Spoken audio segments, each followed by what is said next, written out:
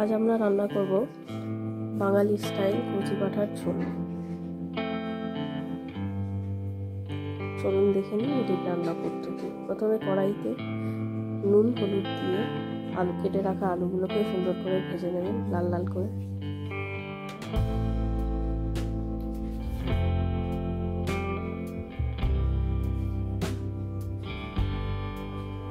আলুগুলো ভাজা হয়ে গেলে তার মধ্যে লবঙ্গ, এলাচ, দারচিনি আর তেজপাতা দিয়ে নাড়িয়ে নেবেন। নিয়ে তাতে কুচি করে রাখা পেঁয়াজগুলোকে দিয়ে গোল্ডেন ব্রাউন হওয়া পর্যন্ত ভালো করে ভেজে নেবেন।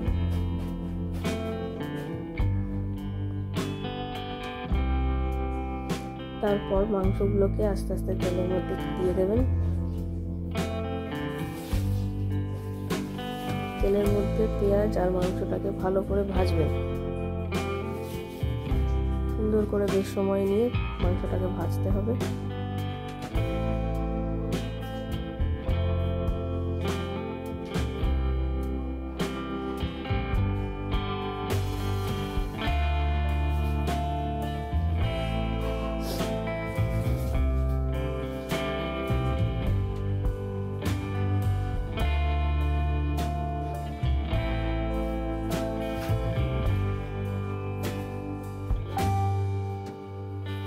তারপর এতে আদা রসুনের বাটা দিয়ে দেবেন।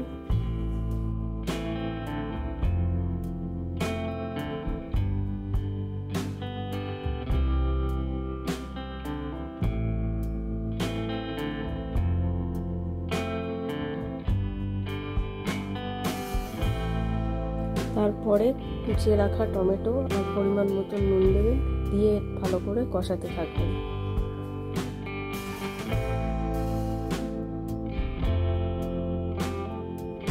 এরপর একে একে হলুদ গুঁড়ো, লঙ্কা গুঁড়ো আর জিরে গুঁড়ো দিয়ে ভালো করে মাংসগুলোকে কষতে থাকবে ততক্ষণ না সুন্দর একটা লালচে কালার আসছে।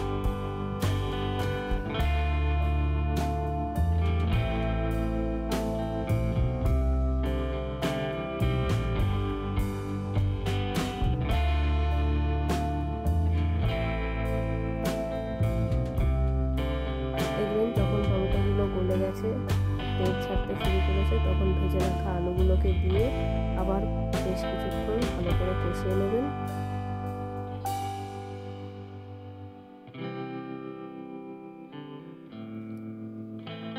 তারপরে এতে গরম মশলা গুঁড়ো দিয়ে দেবেন।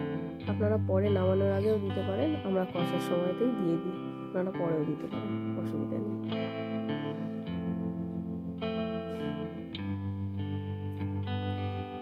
এরপর যখন ভালো করে কষানো হয়ে যাবে, তখন মাংসটা ভালো করে কষানো হয়ে গেলে তাতে ফুটানো জল ঢেলে দেবেন পরিমাণ মতন, যতটা আপনারা ঝোল রাখতে চান সেরকম, দিয়ে ঢেকে দেবেন প্রায় 45 মিনিট থেকে 1 ঘন্টা।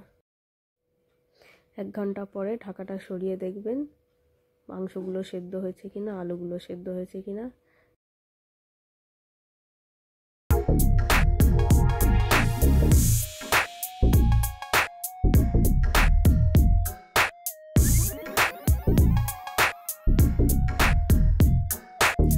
মাংস সেদ্ধ হয়ে গেলে তাতে কুচিয়ে রাখা ধনেপাতা দিয়ে সুন্দর করে আরেকবার একটুখানি ফুটিয়ে নিয়ে নামিয়ে নেবেন।